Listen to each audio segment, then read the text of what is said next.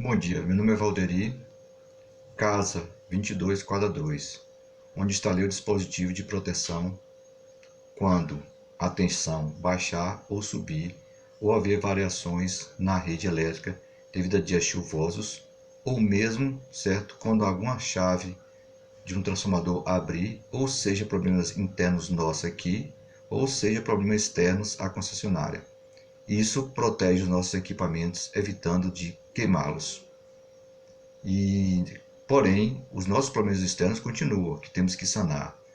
Mas, a partir do momento que nós tivermos instalado esse dispositivo, nossos eletroeletrônicos estarão protegidos. Sabendo mais, quem tiver interesse, faça contato, certo? No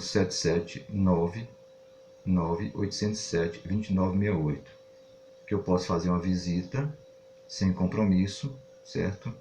E fazer uma proposta para instalar equipamento em sua casa. Agradeço, um bom dia.